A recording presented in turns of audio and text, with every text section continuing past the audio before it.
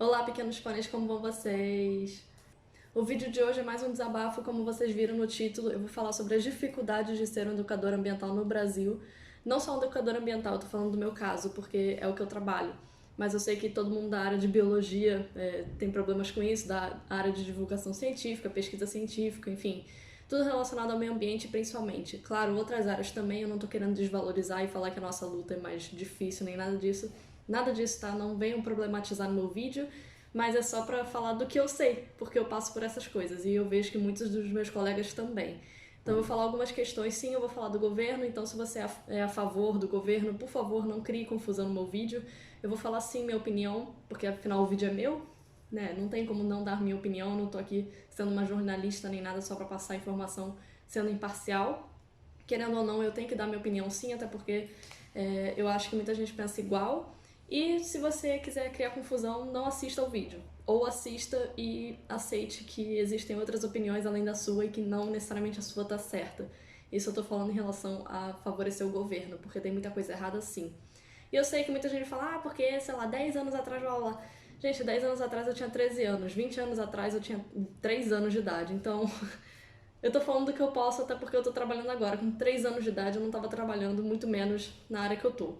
Então, não tem essa desculpa de, porque sempre teve blá blá blá. Tá, eu tô falando agora. A mudança é agora. Se você não tem a mentalidade aberta pra aceitar outras coisas, outras opiniões, outras propostas, sei lá, outros argumentos, não assista o vídeo. Fique no seu mundinho. Então é muito difícil, falando da parte do governo, viver num país e trabalhar num país, tentar educar o pessoal, sendo que muitas vezes não tem nem verba para isso, seja em escola pequenininha, até faculdade com divulgação científica, com pesquisa, com um bando de coisa legal, que inclusive salva muita vida, por exemplo, né, no caso da vacina, em relação a vírus ou doenças no geral, tem sim pesquisa científica envolvida, então se não tiver isso, como é que você vai querer, por exemplo, a cura do Covid? Então eu espero que o YouTube não desmonetize o meu vídeo só porque eu falei Covid, mas eu vou tentar evitar, pelo menos pro resto do vídeo. Então não tem como fazer isso sem verba, não tem como fazer isso sem um tipo de incentivo, seja financeiro ou até moral mesmo, porque é aquilo, muita coisa acontece no nosso país de legal. Sério, vocês não têm noção de tudo que acontece de bom, tanta cura para doença, quanto vacina saindo, quanto pesquisa, estudo, que não é motivado, porque ninguém tá nem aí. Pelo menos é essa impressão que dá fora dessa área. Os meus colegas fazem coisas bem legais. Eu falo colega no geral, não só pessoas que eu conheço, mas também pessoas da área, então eu falo colega no geral mesmo, mas que faz coisa tão legal e tão importante e que inclusive salva vidas e que não é divulgado ou não é incentivado. Então é muito difícil trabalhar assim com essas condições que muitas vezes nem tem condição de trabalho. Ainda mais por conta da divulgação da própria notícia. Por exemplo, o Pantanal está queimando há mais de um mês. A Amazônia estava queimando há mais de um mês, que inclusive até hoje alguns lugares queimam, sofrem incêndios, tanto criminosos quanto, principalmente criminosos, né? Eu tô falando mais desses e não dos naturais. Mas o Pantanal é uma área úmida. Alguém me explica como é que ele tá queimando? Porque não faz muito sentido, né? Se você parar pra pensar. No caso do Pantanal, eu só descobri por causa do Twitter. Inclusive, eu gosto muito de ver notícia pelo Twitter. Vou deixar minhas redes sociais aqui. Se você é a favor do governo, de novo, não veja minhas redes sociais, principalmente o Twitter, porque eu sou muito ativa lá pra falar mal, pra reclamar mesmo e cobrar porque tá certo. É isso que a gente tem que fazer como população, até porque é a gente que coloca o povo lá em cima. Então, tá aí pra vocês verem que muita notícia não é veiculada. E no mínimo isso é suspeito, né? Porque se tá acontecendo uma coisa de errado, todo mundo deveria falar, tá errado. Então vamos ali, vamos descobrir o que tá acontecendo, qual é o problema, como é que a gente pode solucionar. Se isso não acontece, primeiro, se não aparece a notícia, se não aparece Pantanal está pegando fogo em todos os canais possíveis, porque é uma emergência sim, independente do que as outras pessoas possam falar. De, não, tem coisa mais importante. Gente, não tem como comparar. Até porque é um bioma nosso e são vidas sendo perdidas, tanto de humanos quanto de animais. Então, animais que eu falo sem ser humanos, né, obviamente, porque alguém com certeza vai falar, porque animais são humanos, tá, mas vocês entenderam. Então não tem como você saber sem noticiar. E não tem como você justamente chegar e falar que aquilo tá errado. Então, muita coisa assim não é noticiada justamente pra a gente não ficar sabendo e não reclamar, entendeu? Essa é a lógica. Principalmente nesse governo, né? Porque eles pregam transparência total, mas muita coisa a gente não sabe. O que a gente sabe tá errado. Então, alguém me explica como é que dá pra defender isso. Então, o Pantanal tá queimando, a Amazônia tá queimando até hoje, praticamente. A Mata Atlântica está acabando, inclusive estavam querendo fazer um autódromo aqui no Rio de Janeiro, que é uma coisa mais imbecil que existe, porque vai gerar emprego, blá blá blá. Tá, mas até que ponto a natureza é inferior ao emprego, sabe, a economia? Isso também é uma questão muito interessante até em relação à pandemia que a gente está vivenciando, infelizmente, que é comum também, eu quero fazer um vídeo sobre isso, porque não é uma coisa, oh meu Deus, extraordinária, não. Inclusive é um jeito do nosso planeta mostrar que ele está se esgotando. Eu sei que não faz muito sentido, mas por isso que eu quero fazer um vídeo sobre isso, mais condensado e explicando melhor. Mas não é coincidência ter frente fria tão forte assim, ou mudanças climáticas tão exageradas, inclusive em relação às pandemias, porque isso significa que tem alguma coisa errada, não é do nada, tá tudo interligado, e é o jeito do nosso planeta pedir socorro. Então, voltando à questão do autódromo, já tem um em São Paulo, por que vai fazer outro no Rio? E o de São Paulo eu tenho certeza que dificilmente é usado, ou não é usado tanto a ponto de ter necessidade de fazer outro. Até porque esse do Rio tem uma problemática enorme, porque é a última terra de Mata Atlântica plana, então o resto tudo é em montanha, é a última área plana de Mata Atlântica. Então, olha a gravidade disso, e muita gente não tá falando, muita gente não tá nem aí, eu acho que é bobeira, sabe? E não é. Até porque atualmente a gente tem menos de 12% da Mata Atlântica original. Então não é, tudo bem, só desmata mais uma área. É assim que começa e é assim que termina, porque a gente vai acabar sem mata nenhuma. Então, enfim, falei do governo, falei que a culpa é principalmente do governo, porque muita coisa é errada assim, e deviam mudar, mas não estão nem aí, sabe? Até parece que o ministro do meio ambiente parece que ele não tá nem aí pro meio ambiente, ainda mais pelo que ele fala e faz. Então, realmente não dá pra entender. Quer dizer, até dá pra entender com o pessoal que tá no governo como uma pessoa dessas tá num cargo desses, né? Porque parece que todo mundo é incompetente. E eu tô falando não é só de raivinha não, tá? É porque chega uma hora que a gente não consegue mais ficar calado. Ainda mais quem tá nesse meio do meio ambiente. Ainda mais vendo que as pessoas que estão nos cargos importantes e que deveriam proteger e fazer coisas legais estão cagando e andando pro meio ambiente. Então a gente está vivendo num momento muito difícil, não só pela pandemia, mas também porque nossa mata, nossa natureza está acabando no Brasil.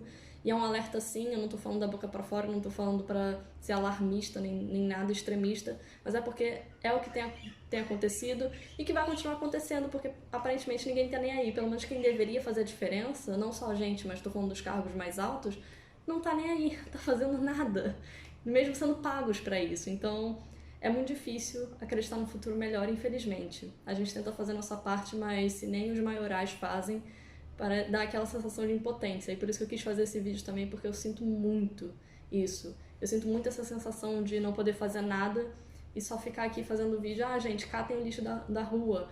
Vamos proteger o ambiente, vamos fazer nossa diferença. E não é que eu faça isso de falsidade, porque eu realmente acredito nisso. De pouquinho em pouquinho a gente faz a diferença. Mas sabe aquela sensação de fraqueza? Porque as pessoas que têm mais poder não fazem nem a parte delas, nem o mínimo. Não quer dizer que a gente tenha que parar de fazer a nossa parte mínima, mas eu acho que dá pra entender o que eu quis dizer. Então eu falei da incompetência do governo, eu falei dos problemas que vem acontecendo e que não se resolvem, só pioram, tipo os incêndios. A Serra da Canastra também tá pegando fogo e pouca gente tá falando. Eu falei da falta de incentivo financeiro, enfim, apoio também. Tem muita coisa errada acontecendo e vai continuar acontecendo se a gente ficar calado. E eu não quero dizer que a culpa é só do governo não, tá? Porque eu sei que maioritariamente até porque eles têm o poder de fazer alguma coisa, de ser a mudança e dar o exemplo, e eles claramente não dão. Mas também vem da população. Eu vou dar 2 exemplos aqui de situações que aconteceram com o meu namorado. Ele mora num condomínio de casas, então é mais fácil do que acontecer aqui, que é no apartamento, né? Dificilmente um animal vai aparecer aqui. Mas é pra vocês terem uma noção do preconceito das pessoas, por exemplo, com serpentes, com répteis no geral. Numa vez aconteceu de aparecer uma cobrinha de jardim normal lá, uma serpentezinha, inofensiva, normal, nada demais. O problema é que uns caras foram lá, do condomínio mesmo, e mataram. Não sei se é porque eles acharam que era perigosa, ou estavam com raiva, ou tinham preconceito, enfim. Tá errado de qualquer jeito. E a segunda situação foi quando apareceu uma jiboia na casa dele. A primeira coisa que ele fez foi literalmente dentro da casa dele. Ele mandou vídeo e falou: Júlia, o que eu faço? Eu não sei que serpente é essa, blá blá blá. Eu olhei e falei: é uma jiboia, não tem nada demais, é inofensiva. Ela era pequena, era mais ou menos assim, eu acho, era bem jovem. Então eu falei: não tem problema, não tenta pegar pela cabeça. Mesmo ele sabendo, porque já me viu em estágio e tudo mais, porque eu trabalhei com constrictoras antes, em alguns estágios. Mas eu falei, tenta botar numa caixa e solta. E foi exatamente o que ele fez. Então, sem estresse, sem medo. Claro, é desconfortável até porque ele não gosta muito de serpentes, mas é aquilo, tem que ter respeito. Ainda mais porque a gente que está invadindo o ambiente delas e dos animais no geral. Não são elas que estão invadindo, não são elas que são do mal querendo pegar o território de volta. Deveriam, mas não é bem assim.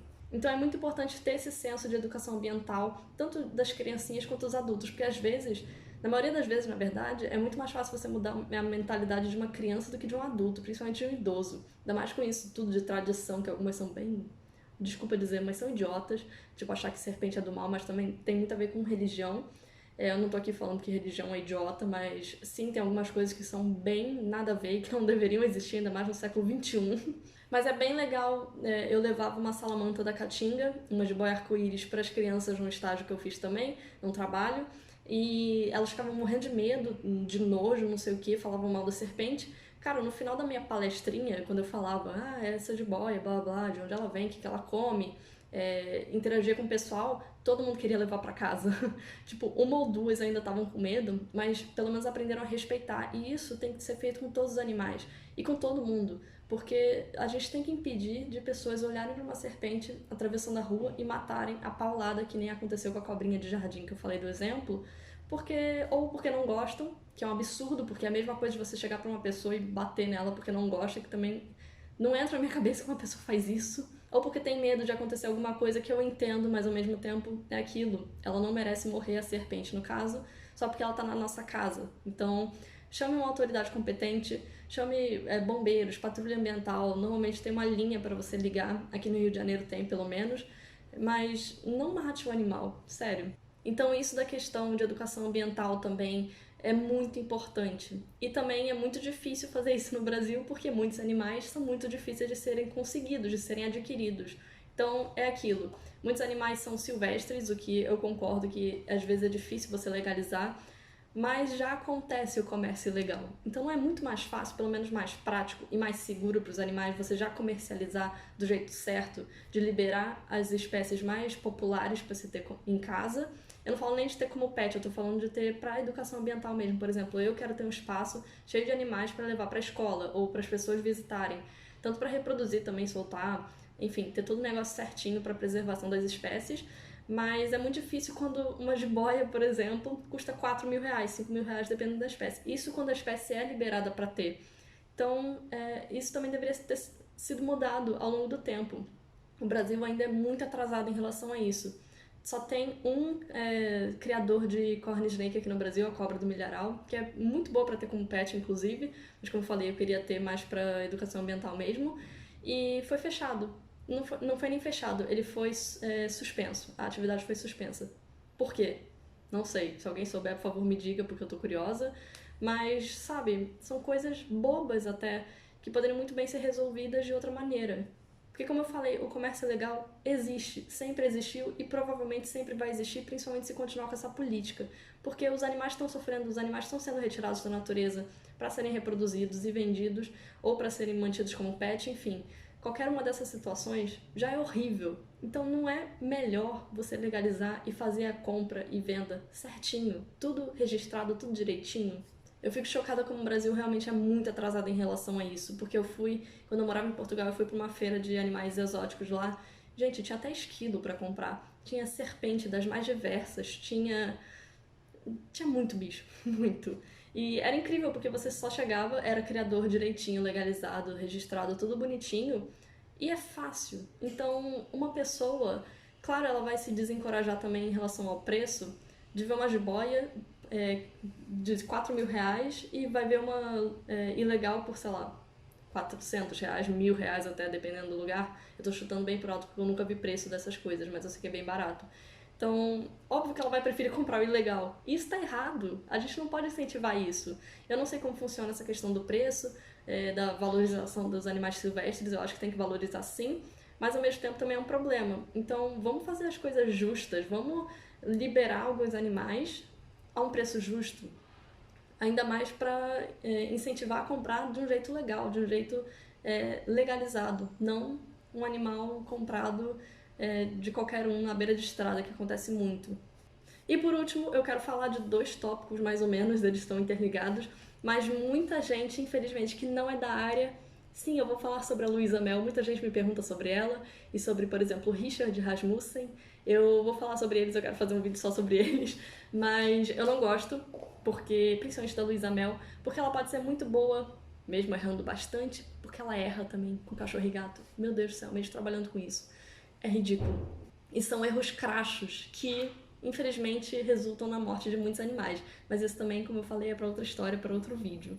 Ela pode querer trabalhar com isso? Ótimo, bom pra ela, tomara que ela salve bastante cachorro e gato. Mas não se meta com a fauna silvestre, não se meta com o zoológico, ainda mais se você tem uma opinião burra e errada. E desculpa falar assim, mas é a mais pura verdade. Muita gente no meio de biologia, de meio ambiente e tudo mais, detesta ela. E detesta o Richard também, porque parece que não, ainda mais pra uma pessoa leiga assim, que ele fala muita coisa certa, que ele é tipo Steve Irwin, que não sei o que, não sei o que lá. Não tô falando que o Steve Irwin era perfeito, tá? Até porque ele tem muita coisa errada assim, tinha. Mas tá errado, sabe? Isso que chamam de fofofauna, no caso da Luísa Mel, tá errado porque eles não sabem lidar com silvestres, eles não sabem os cuidados básicos, por exemplo, com uma coruja, que quem sabe dessa história sabe do que eu tô falando, e acabam matando o animal. Por quê? Porque eles querem pagar de, eu sou protetora, eu não sei o quê, eu amo os animais, mas tá fazendo errado. E aí tá xingando e indo atrás de quem realmente tá ajudando e fazendo certo. Então, por favor, parem de exaltar e endeusar pessoas que não são da área, tipo a Luísa Mel. Ela não tem nada que falar de zoológicos, ainda mais se ela vai falar mal, e fica fazendo a cabeça da massa de manobra dela, porque sim, ela tem muitos seguidores fiéis e cegos, e tão errados, porque eles só seguem o que ela fala sem nem querer saber por quê. Ela fala, zoológico é errado. Sim, zoológico é muito errado, não sei o que, os animais têm que ser livres na natureza. Tá, qual é o plano então? Você vai tirar o animal que tá no zoológico, que tá sendo bem cuidado, eu não tô falando dos zoológicos ruins, porque realmente, hoje em dia nem tanto. Mas zoológicos eram ruins sim, dependendo do zoológico, mas hoje em dia, por exemplo, o San Diego, que é referência, você vai pegar aqueles animais todos e vai deixar onde? Você vai colocar onde? A maioria dos animais não pode nem voltar para a natureza justamente porque não tem reabilitação para alguns casos. E aí você vai fazer o quê? Não existe santuário no Brasil. É burrice você chegar e falar, bota num santuário, como se fosse fácil. Animal custa dinheiro, ainda mais um animal grande. Por exemplo, um felino, você tem noção da quantidade de carne que ele come por dia, ou de cuidados veterinários, um elefante, o quanto de capim e fruta e não sei o que ele come. Então, as pessoas falam da boca pra fora, e eu vou deixar até um vídeo aqui que eu fiz sobre o Keiko do Free Willy, porque tem a ver com isso, de, solta na natureza porque ele vai ser feliz. Tá, ele vai ser feliz quando? Como? Se ele vai ficar com fome, procurando contato humano, com sede, com frio, sem ter nenhuma relação social com outros animais, nenhuma conexão, porque ele não está acostumado, ou ele tinha com os do zoológico, e ele vai morrer sozinho. Isso é ser livre? Isso é ser feliz na natureza? Para morrer 2 dias depois, 3, dependendo, 2 meses depois? Não é. Isso não é você amar os animais e querer que eles sejam felizes. Isso é para alimentar o seu ego, que é a mesma coisa que a Luísa Mel faz. Então, por favor, parem com isso, porque também a última questão que eu quero falar tem a ver com desvalorizar os profissionais. Então, claro, tem muito profissional ruim, eu não tô passando pano para nada disso, como eu falei, o Richard é um exemplo ruim disso, pelo menos no geral, mas se vocês estiverem duvidando de mim, por favor, pesquisa na internet, porque tem muita coisa aí, eu não preciso ficar falando no vídeo, até porque, como eu falei, eu quero fazer outro completo. Mas tem muito profissional bom sim, eu sigo vários no Twitter, se vocês quiserem eu posso fazer um vídeo também só sobre isso. Inclusive eu faço no vídeo do Richard e da Luísa, falando de profissionais que eu gosto e que são muito bons. Então, não é porque você também tem um diploma que você sabe. Vide alguns casos que eu falei.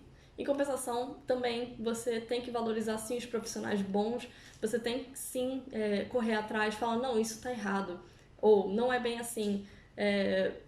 Sei lá, ver uma notícia, zoológico tá com algum problema, tá, mas de onde vem esse problema? Qual é o trabalho que eles fazem? Zoológico é ruim, tá, mas você sabe quanta coisa boa tal zoológico pode ter feito, por exemplo, para salvar uma espécie?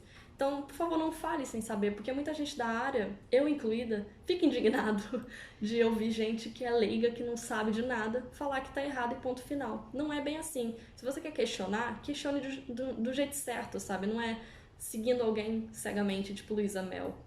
Isso vale também para os políticos. Se você acha que alguma coisa está errada ou que alguma coisa não está servindo para você, reclama. Porque a gente tem o direito do voto justamente para isso. A gente que botou eles no poder. Quer dizer, dependendo, né, do seu voto.